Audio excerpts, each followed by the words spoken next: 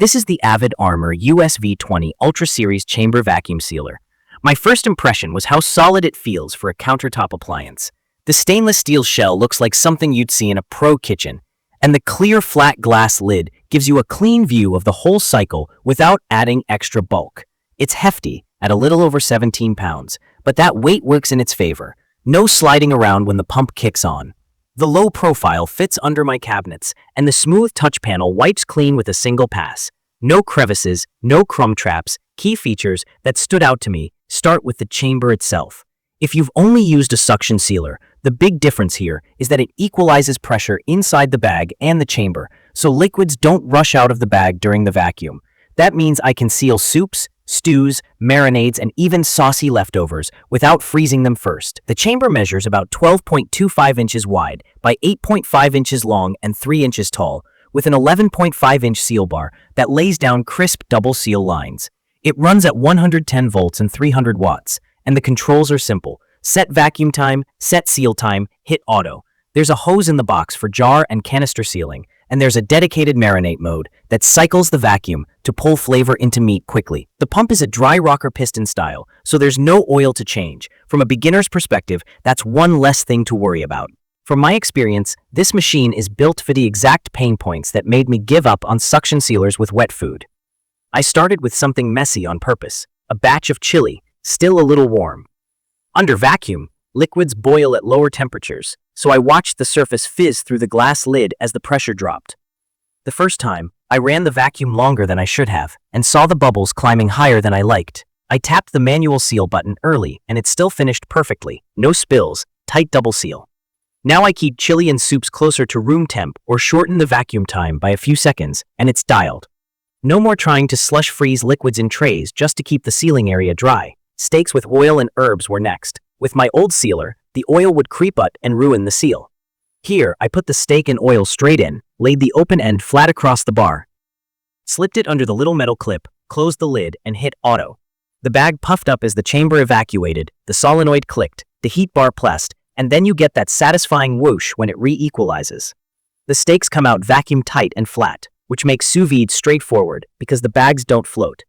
It's nice to prep a bunch of ready-to-sous vide packs and stack them like books in the freezer. I also ran a Costco session to see how it handles volume. I broke down a family pack of chicken breasts and sealed more than 20 pouches back to back. No overheating, no long cooldowns. Using smooth chamber pouches instead of textured rolls is a legit money saver. I pay pennies per bag now, which adds up when you process in bulk. The doubled seal lines look consistent, and I've had 0 leaks or failed seals so far. The marinate mode is worth a quick explanation. It pulls a deep vacuum, holds it to open up the surface of the meat, then releases and repeats. I did 3 cycles on flank steak with a soy sesame marinade. The flavor penetration was noticeable compared to a short fridge soak. If you use a container inside the chamber, cover it loosely with plastic wrap. The first time I didn't, the marinade wanted to dance toward the lid during the vacuum hold. Nothing spilled, but covering it keeps splatter off the glass and speeds up cleanup. That accessory hose is not fluff. I hooked it to a mason jar lid for dried apple chips and coffee beans. It's fast. Press the button, watch the lid dimple, and you get a serious vacuum seal that pops when you open it later. If you do pantry storage, this adds a ton of utility beyond freezer bags. In my opinion, the Ergonomics are mostly great with one small quirk. The tiny metal clip that holds the bag edge is secure but a bit fiddly if you have big hands or you're in a hurry. I got used to flattening the bag edge with my fingers and sliding it under, but a full-width clamp would be easier. The touch panel is responsive, though it's a little picky with wet fingertips. Swiping my hands on a towel fixed that. Let me set expectations around size. The chamber's 3-inch height and 11.5-inch seal bar mean big items aren't going to fit. A whole rack of ribs or a large roast needs to be portioned. That's not a surprise for a compact chamber unit, just something to know. On the flip side, that flat glass lid keeps the profile lower than the domed lid units, so it actually fits where I want to keep it. Cleaning and care are simple. Wipe the chamber after anything saucy, and if you're sealing something that might bubble up, keep the food level below the seal bar and don't overfill. I leave the lid resting without locking it down when I'm done, so the gasket doesn't compress over time. The dry pump means no oil maintenance, which I love. The trade-off is that if you ever pull liquid into the pump, it's not really serviceable. I just treat liquids with respect and haven't had an issue. On performance, cycle times are reasonable. I run most standard pouches at around 25 to 35 seconds of vacuum with 4 seconds of seal time. For thicker mylar, 6 to 7 seconds seals well. The sound is a low hum rather than a shriek. There's a distinct click when it transitions to sealing, and the air rush at the end is sharp but quick. It's not whisper quiet, but it's less annoying than the high-pitched whine I'm used to from suction units. It's perfect for anyone who preps meals ahead, cooks sous vide, hunts or fishes, or buys in bulk and wants a cleaner, faster way to package wet or delicate items. If your use is limited to dry snacks once a month, a cheaper suction sealer might be enough.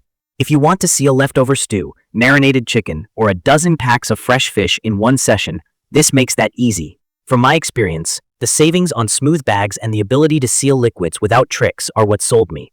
I also like that the unit doesn't monopolize my counter, and the glass lid makes it easy to watch liquids and stop the cycle early if needed.